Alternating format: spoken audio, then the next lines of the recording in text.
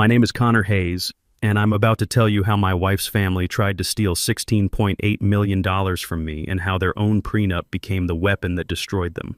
11 months ago, I was sleeping in a Hampton Inn, wondering how 9 years of marriage could disappear the moment real money showed up. Today, I own Phoenix Construction, the fastest-growing contractor in Austin, Texas. The secret weapon? A prenuptial agreement that old oil money forced me to sign, thinking it would protect them forever. But I'm getting ahead of myself. Let me start from the beginning, back when I thought marrying into the Whitmore family was the American dream. I'm 43 years old, and until 11 months ago, I thought I had life figured out. I'd spent 20 years climbing from a framer making $12 an hour to senior project manager at Austin Premier Construction, pulling in a steady $92,000 a year. Nothing fancy by Austin standards, but enough to keep my wife Isabella and me comfortable in our modest 3-bedroom house near Zilker Park. My specialty was luxury condos in the Domain area. Managing teams of 65 guys, coordinating with architects, keeping million-dollar projects on schedule. When you're building a 20-story tower, every detail matters. One mistake in the foundation and the whole thing comes down. I'd learned that lesson the hard way on a job in 2019 when a subcontractor poured concrete before the rebar inspection. Cost us 3 weeks and $150,000 to fix. That attention to detail, documenting everything, following protocols, never cutting corners, would serve me well in the legal battle ahead. Isabella and I had been married for 9 years. She was beautiful, sophisticated, and came from the kind of old Texas money that built downtown Austin back when oil was king. Her family, the Whitmores, owned half the commercial real estate between 6th Street and the Capitol. They never thought a blue-collar guy like me was good enough for their precious daughter. They made that crystal clear when they insisted I sign a prenuptial agreement before our wedding in December 2017. It's just to protect the family assets, Augustus Whitmore, call him Gus, had explained in his lawyer's office on Congress Avenue. Nothing personal, Connor. Just business. I signed it without much thought. Love makes you do stupid things, and I was head over heels for Isabella. The prenup seemed straightforward. What was theirs stayed theirs, what was mine stayed mine. And anything we acquired together during marriage would be considered community property under Texas law. Simple enough, right? Guys, before I tell you how a construction worker outsmarted Texas oil money, smash that subscribe button. Trust me, you'll want to see how this plays out. The Whitmore family mansion in Westlake Hills was like something out of Dallas. 8,000 square feet of limestone and arrogance, overlooking Lake Austin. Every time we visited for Sunday dinner, I felt like I was applying for a job I'd never get. Gus collected vintage Rolex watches and memberships to clubs that had waiting lists longer than construction permits. His prized piece was a 1953 Submariner worth more than my annual salary. Cordelia, Isabella's mother, organized charity galas for causes she couldn't pronounce but could certainly tax deduct. And Sebastian, Isabella's older brother, had never worked a day in his life but somehow held the title of vice president at Whitmore Properties. For 9 years they tolerated me. Barely. I was the construction guy their daughter married during her rebellious phase. They figured I'd eventually get tired of their world, or she'd get tired of mine. Isabella worked part-time as a curator at Contemporary Austin, earning about $31,000 a year. More for passion than necessity. Her trust fund made sure she never wanted for anything. We talked about kids someday, maybe buying a bigger house. Normal married couple stuff. She had one quirk that drove me crazy. Every week, she'd spend $50 on lottery tickets at the H-E-B on South Lamar. Same numbers every time. Family birthdays, anniversaries, the date we met. Someday, she'd always joke, "These numbers are going to make us rich." That money came out of our joint account at Austin Credit Union. $50 a week for 9 years. I did the math once, over $23,000 in lottery tickets. I used to tease her about it. "Babe, that's a down payment on a lake house," I'd say. "Just wait," she'd respond. "When we hit it big, you'll thank me." I should have paid more attention to that word, we. November 15th, 2024, a Thursday. I remember because I was reviewing blueprints for a new high-rise in East Austin, 24 stories, $45 million project. When Isabella called at 4:17 p.m. screaming so loud I had to hold the phone away from my ear. "Connor! Oh my God, Connor! We won! We actually won!" I thought she meant we'd won some art contest at the museum. Maybe a $50 gift card to Whole Foods. Won what, babe? The lottery, the big one. $16.8 million. I drove home in my F-150 so fast I'm lucky APD didn't pull me over. Found Isabella in our kitchen, dancing around with a lottery ticket in her hand, tears streaming down her face. $16.8 million. After federal taxes, Texas doesn't tax lottery winnings, it came to about $11.2 million. I stared at that ticket, bought at 3:42 p.m. according to the timestamp, paid for with our Austin Credit Union debit card ending in 7439. The same account we'd used for every lottery ticket for 9 years. For about 30 minutes, I thought our dreams had come true. Isabella was already on the phone with her parents, shrieking with joy. "Mom, Dad, we did it! We actually did it! We're rich, Connor!" she shouted, throwing her arms around me. "We're actually rich!" That same evening, the entire Whitmore family showed up at our house. Gus, Cordelia, Sebastian, even Isabella's snobbish Aunt Margaret, who usually pretended I didn't exist. They brought champagne, Dom Perignon, $300 a bottle, flowers, the works. But something felt off from the moment they walked in. The way they looked at me had changed. It was subtle at first, sideways glances, conversations that stopped when I entered the room. Isabella seemed different too. Distant, like she was seeing me for the first time and didn't like what she saw. "We need to be smart about this," Gus kept saying, swirling his champagne. "This kind of money requires proper management, financial advisors, legal protection. Family money needs family oversight," Cordelia added, shooting me a look. Over the next 3 days, it got worse. Isabella started having long private phone calls with her family. She'd leave the room when I approached, speaking in hushed tones. When I asked about our plans for the money, maybe pay off the house, start that construction company I'd always dreamed of, she became evasive. "We need to think this through, Connor. My father knows people. We can't just go spending it like we won a church raffle." Our money had become "we" real quick. And we didn't seem to include me. November 18th, 2024. 3 days after winning, Isabella asked me to come home early from the job site. Said we needed to talk about our future. I walked into our living room and found the entire Whitmore family waiting. Gus in his $3,000 Brioni suit, Cordelia clutching her Hermes bag, Sebastian smirking by the window like he knew a secret I didn't. Isabella looked nervous. That should have been my first red flag. "Connor," Isabella began, her voice unnaturally formal. "We need to discuss our situation." Gus cleared his throat. "Son, this lottery win changes things. Isabella's windfall needs proper protection." "Our windfall," I corrected. "We're married. Community property, right?" The room went silent. You could have heard a pin drop on those expensive Persian rugs. "Actually, Connor," Gus continued, "that's not exactly how this works. You see, lottery winnings can be considered separate property in certain cases, especially when..." "When what?" Isabella finally spoke up. Her voice was barely a whisper. "Connor, I think we should separate for a while." I felt like I'd been hit by a falling beam. "What, the money? It's mine." I picked the numbers. I bought the ticket. She couldn't meet my eyes. "I want you to move out." "Tonight?" Gus leaned forward like a vulture. "The prenup you signed protects both parties, Connor. Isabella's lottery win is her separate property. You're not entitled to any of it." I sat there stunned. 9 years of marriage, and they were throwing me away like construction debris the moment real money entered the picture. "I see," I said quietly. "So this was all planned." "Nothing was planned," Isabella snapped, finally showing some emotion. "But now that we have this opportunity, I'm not going to let anyone take advantage of me." Take advantage. That's what she called our marriage. 9 years of building a life together. Sebastian actually snickered from his spot by the window. "Come on, Connor. You had to know this day would come." "Fine," I said, standing up. "I'll pack my things." Isabella looked relieved. Her family seemed pleased with how easily I was capitulating. They had no idea what they'd just done. I moved into a Hampton Inn and Suites near the airport that night, paying $125 per night with my Visa card. Room 247, a sterile box with beige walls and the smell of industrial carpet cleaner. But instead of wallowing in self-pity, I did something they probably didn't expect.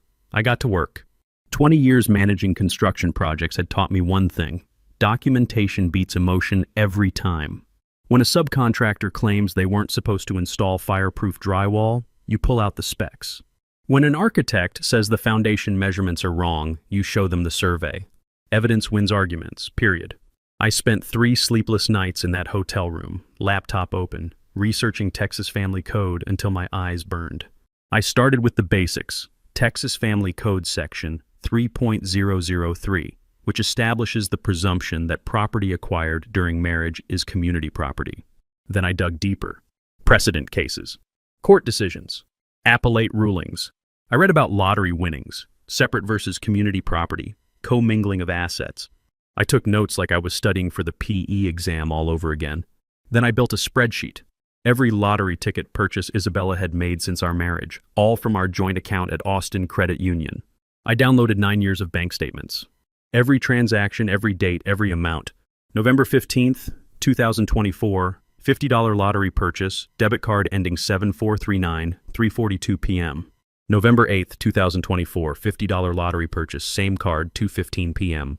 November 1st, 2024, $50 lottery purchase, same card, 4:33 p.m. Going back and back and back, $50 every week, sometimes twice a week. All community funds. All documented.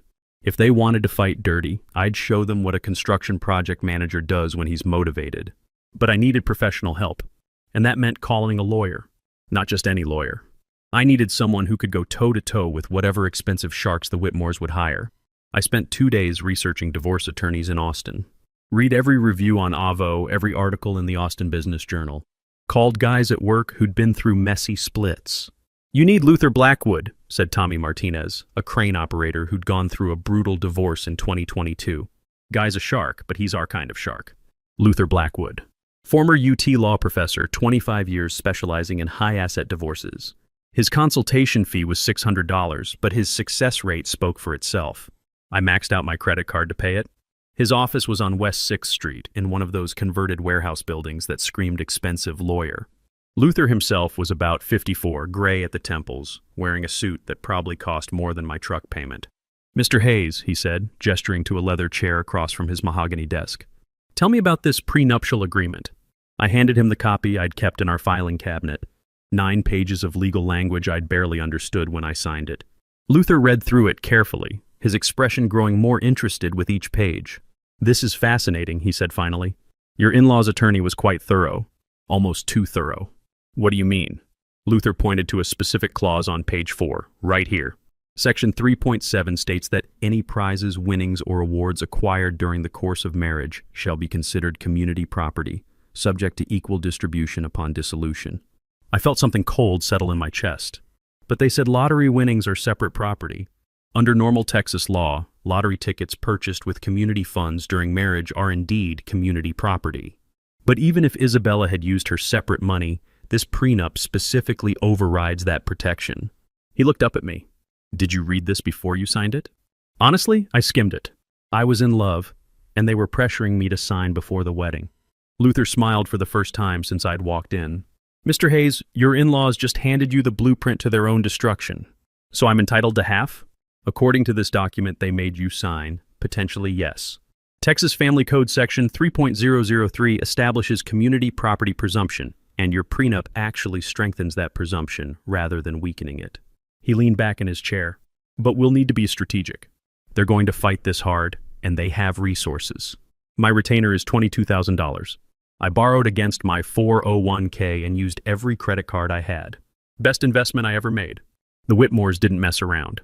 Within 48 hours of Isabella filing for divorce on November 20th, they'd hired Sterling & Associates, the most expensive divorce firm in Austin.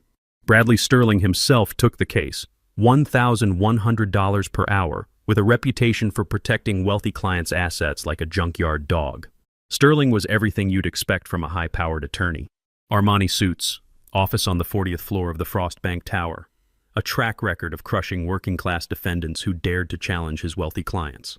His first move was predictable, threatening letters demanding I vacate any claim to the lottery winnings. Thick manila envelopes arriving at my hotel every few days, filled with legal language designed to intimidate. "Mr. Hayes," one letter read, "your frivolous claims regarding Mrs. Hayes's separate property lottery winnings constitute harassment and bad faith litigation. We demand you cease these baseless assertions immediately or face sanctions." They underestimated me completely. They saw a working-class guy who'd roll over and accept whatever scraps they threw him. They were wrong. Meanwhile, Isabella was living it up and documenting every minute on social media. Instagram posts from her new Tesla Model X, $95,000, purchased November 28th. Designer shopping sprees at Nordstrom and Hermes. A weekend trip to Napa Valley, first-class flights and $500 a night hotels. She put down $850,000 on a luxury condo at the Independent downtown, 2,200 square feet with views of Lady Bird Lake. Posted the realtor photos on Facebook with the caption, "New chapter, new home." Blessed, #lottery, #new beginnings. Her Instagram was a parade of expensive restaurants, luxury shopping trips, and first-class travel. She was spending our money like it was going out of style, and social media was documenting everything. Perfect evidence for community property commingling. Before I tell you about the legal warfare that followed, hit that notification bell. This gets intense. The divorce proceedings began in earnest on December 2nd, 2024. Sterling came out swinging, filing motions to dismiss my claims and painting me as a gold digger trying to exploit a legal loophole. His strategy was simple: bury me in paperwork and bleed me dry with legal fees. Motion to dismiss for lack of standing. Motion to compel arbitration. Motion for summary judgment. Motion for sanctions. Each one required Luther to respond, and each response cost me money.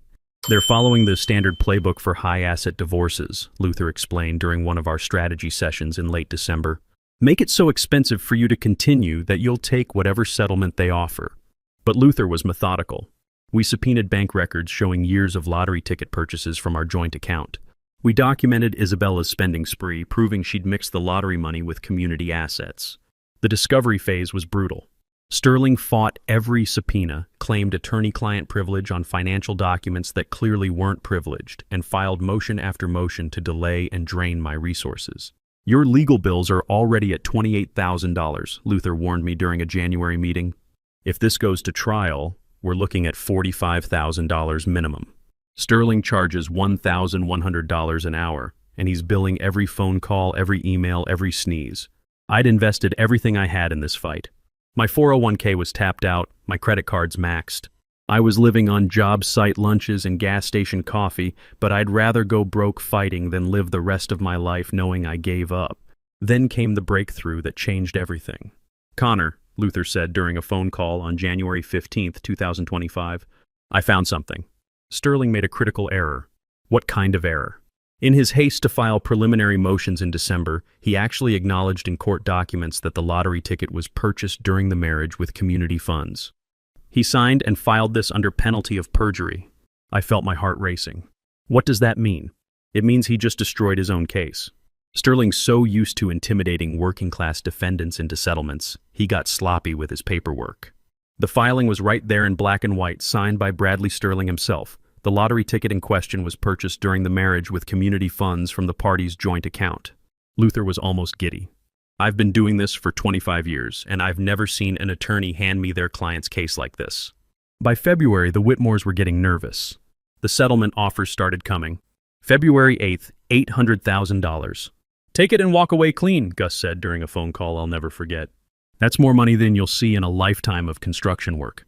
I'll think about it, I replied, though I'd already made up my mind. February 22nd, $1.5 million. Be reasonable, Connor. That's generational wealth for a working man. March 5th, $2.8 million. Sterling himself called this time. Mr. Hayes, my client, is prepared to make a final offer, $2.8 million.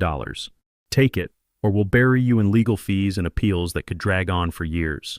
See you in court, I said and hung up. By early March, they were getting desperate. They hired a private investigator, some ex-cop who charged $150 an hour to follow me around hoping to find dirt. He documented my trips to Home Depot, my lunch at Whataburger, my evening walks around the hotel parking lot. They found nothing. I'd lived a clean life. Next, they tried claiming I'd been emotionally abusive, hoping to reduce my settlement under Texas Family Code provisions for family violence. Isabella gave a deposition claiming I'd been controlling and manipulative, that I'd isolated her from her family. Problem was, they had no evidence. No police reports, no medical records, no witnesses. Luther demolished their claims with phone records, showing Isabella had made all the major financial decisions during our marriage. Bank statements proved I'd never controlled her access to money. Her own social media posts showed her living freely and happily throughout our marriage. Mr. Sterling, Luther said during one heated deposition, are you seriously asking this court to believe that a woman being controlled by her husband would post 847 Instagram photos over 9 years showing her at art galleries, wine tastings, and girls' trips to Costa Rica? 3 days before trial, Isabella showed up at my hotel room. She looked different, tired. The constant partying and legal stress were taking their toll. Connor, please, she begged, standing in my doorway at 9 p.m. We can work this out. I was scared, okay? The money, it overwhelmed me. My family got in my head. Scared of what, Isabella? Sharing our good fortune? I'll give you $4.2 million, she said desperately. More than half, Connor. We can both start fresh. No more lawyers, no more court dates. I looked at this woman I'd loved for 9 years. Really looked at her. The designer clothes, the new highlights, the desperation in her eyes. It was never about the money, Isabella. It was about respect, about honoring the commitment we made to each other. She left crying. I almost felt sorry for her. Almost. March 22nd, 2025. Travis County Family Court, Courtroom 3. Judge Maria Gonzalez presiding. Judge Gonzalez was a 15-year veteran of the family court bench, known for her thorough preparation and no-nonsense approach to high-asset divorces. She'd seen every trick in the book and had little patience for legal gamesmanship. The courthouse was packed. Word had gotten out about the case. Construction worker versus oil money had become a local interest story. News crews from KXAN, Fox 7, and the Austin American-Statesman were stationed outside. Blue-collar David Battle's Texas Goliath was the morning headline. I wore my best suit, a navy blue from Men's Warehouse that I'd bought for our wedding 9 years earlier. Luther had suggested I wear something more expensive, but I wanted to be myself. The irony wasn't lost on me. This was the same suit I'd worn when I promised to love Isabella for richer or poorer. Isabella sat with her family on one side of the courtroom, looking pale and nervous. The entire Whitmore clan was there. Gus in his Brioni suit, Cordelia clutching her Hermes bag, Sebastian checking his Rolex every 5 minutes. Sterling whispered urgently in Isabella's ear, probably preparing her for what was coming. Judge Gonzalez took her seat at exactly 9 a.m. We're here for the matter of Hayes versus Hayes, case number 2025-FAM-000847. Mr. Sterling, your opening statement. Sterling stood confidently, but I noticed his hands shaking slightly. He knew what was coming. Your Honor, this case is about a vindictive husband attempting to steal money he had no part in earning. Mrs. Hayes selected those lottery numbers based on meaningful family dates. She purchased that ticket with her own intuition and hope. She won that prize through her own luck and perseverance. He gestured toward me dismissively. Mr. Hayes is attempting to exploit a technicality in a prenuptial agreement to claim half of winnings that are rightfully Mrs. Hayes's separate property under Texas law. Luther remained seated, taking notes on his yellow legal pad. He looked completely relaxed, like a chess master watching his opponent walk into a trap. Sterling continued for 20 minutes, arguing that lottery winnings were separate property, that the prenup didn't apply to unforeseeable windfalls, and that I was essentially a gold digger exploiting a legal loophole. When he finished, Judge Gonzalez turned to Luther. Mr. Blackwood, your opening statement. Luther stood slowly, like he had all the time in the world. Your Honor, this case is remarkably simple.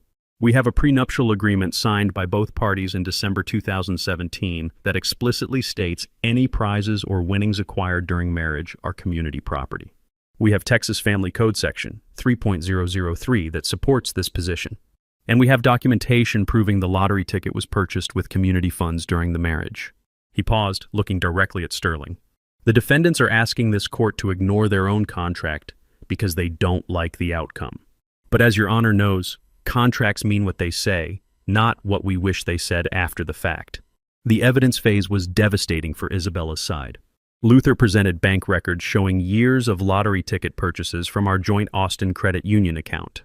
9 years of $50 weekly purchases, all documented, all from community funds. He showed how Isabella had co-mingled the lottery winnings with community assets instead of keeping them separate. The Tesla purchase on November 28th. The Hermes shopping spree on December 3rd. The condo deposit on December 15th. Your Honor, Luther said, holding up Isabella's Instagram posts. Mrs. Hayes claims she always intended to keep these winnings separate. Yet within 2 weeks of winning, she was mixing lottery funds with community assets and documenting her spending spree on social media. He even had the original receipt from HEB on South Lamar, where she bought the winning ticket on November 15th, 2024. Paid for with our joint debit card ending in 7439 at 3:42 p.m. Sterling's cross-examination was weak. He tried to argue that Isabella had intended to keep the winnings separate, but intention doesn't matter when you've already mixed the money. Intention, Your Honor, is irrelevant under Texas law, Luther responded. Actions matter. And Mrs. Hayes' actions clearly demonstrate she treated these winnings as community property. Then came the moment I'd been waiting for. Luther called Sterling's legal strategy into question by reading directly from his own court filings. Mr. Sterling, I'm holding your preliminary motion dated December 3rd, 2024. On page 7, paragraph 3, you stated, and I quote, "The lottery ticket in question was purchased during the marriage with community funds from the parties' joint account." Do you remember writing that? Sterling's face went white. The courtroom was dead silent. That was a misstatement. A misstatement that you signed and filed with this court under penalty of perjury? Yes, but Judge Gonzalez leaned forward. Mr. Sterling, are you telling this court you filed false documents? No, Your Honor. I misspoke in the document. I meant to say the ticket was purchased with Mrs. Hayes's separate, Your Honor, Luther interrupted smoothly. Mr. Sterling's own filings support our position. He's acknowledged under oath that community funds were used to purchase the winning ticket. His client has commingled the winnings with community assets. And the prenup specifically designates such winnings as community property. The Whitmore family looked sick. Gus was sweating through his expensive shirt. Cordelia kept shaking her head in disbelief. Sebastian had stopped checking his Rolex. Isabella took the stand to testify on her own behalf. Sterling had clearly coached her, but she was rattled. Mrs. Hayes, Luther began his cross-examination, you've testified that you always intended to keep any lottery winnings as separate property. Is that correct? Yes. Then why did you deposit the entire $11.2 million into your personal checking account at Bank of America, which you've been using to pay community expenses since 2019? Isabella stammered. I needed somewhere to put it. You have a separate account at Frost Bank, correct? An account your husband has never accessed? Yes, but an account with over $73,000 in it as of November 15th, 2024. Correct? Yes. So you had somewhere to keep the money separate, but you chose not to. Instead, you mixed it with community funds and began spending it freely on luxury items. Correct? Isabella looked at Sterling desperately, but he couldn't help her. I guess so. Luther pulled out her Tesla purchase agreement from Tesla Austin. You bought this car on November 28th, 2024, 13 days after depositing the lottery winnings. Correct? Yes. For $95,000? Yes. Using lottery money? Yes. Did you consult with your husband about this major purchase?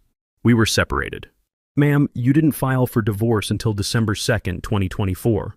You were still legally married when you bought this car. So I'll ask again, did you discuss this $95,000 purchase with your husband? Number. Luther continued methodically through each purchase. The Hermes bags, the Napa Valley trip, the condo deposit. Each time, Isabella had to admit she'd used lottery money without consulting me, despite being legally married.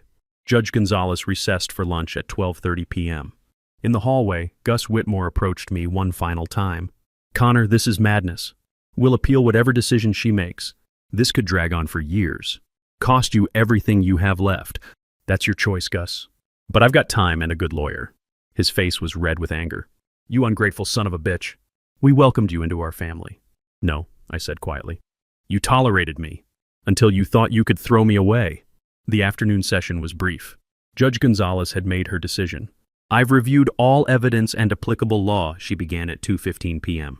The prenuptial agreement signed in December 2017 is clear and unambiguous. Section 3.7 explicitly states that any prizes or winnings acquired during marriage are community property. Texas Family Code Section 3.003 supports this interpretation. Furthermore, the defendant's actions in co-mingling the lottery winnings with community assets demonstrates her own recognition that these funds were not separate property. Isabella started crying. Her mother grabbed her hand. In Texas, we honor contracts. The defendants cannot now claim that their own prenuptial agreement doesn't mean what it plainly says simply because they dislike the result. Judge Gonzalez looked directly at me. Mr. Hayes, while the court cannot award attorney's fees in this case, I am awarding you 50% of the net lottery winnings totaling $5.6 million. Mrs. Hayes, you have 90 days to liquidate assets if necessary to meet this obligation. The gavel came down with a satisfying thud at 2:22 p.m. Outside the courthouse, reporters shouted questions. I ignored them all except one from KXAN. Mr. Hayes, how does it feel to win? I thought about that for a moment, standing in the Texas sunshine, thinking about the long road that had brought me here. Justice always feels good. 6 months later, in September 2025, I used part of my settlement to buy Austin Premier Construction from my retiring boss. Today, Phoenix Construction employs 41 people and specializes in affordable housing throughout Central Texas. We're building the kind of homes working families can actually afford. Starter homes, duplexes, small subdivisions in communities like Del Valle and Pflugerville. Good, honest construction for good, honest people. Isabella had to sell her Tesla, return the deposit on her downtown condo, and liquidate most of her designer purchases to pay me. The Hermes bags went back to the store. The Napa Valley memories remained expensive Instagram posts. Last I heard, she was working at her father's real estate office in Westlake, earning $38,000 a year and living in a one-bedroom apartment in South Austin. Her social media went quiet after the trial. The Whitmore family never spoke to me again, which was fine by me. They'd shown their true colors when they thought they could throw me away like construction debris. Gus sold 2 of his vintage Rolexes to help pay my settlement. Poetic justice. Sterling and Associates billed them $340,000 in legal fees.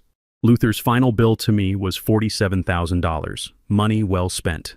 Sometimes the best revenge isn't revenge at all. Sometimes it's just letting people face the consequences of their own greed and stupidity. They created the weapon that destroyed them. I just had the dignity to use it. My 1985 F-150 still runs great, by the way. Some things are worth keeping.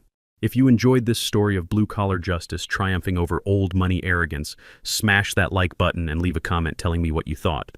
And if you're not already subscribed to the channel, please subscribe and hit the notification bell to get alerts for new stories like this one.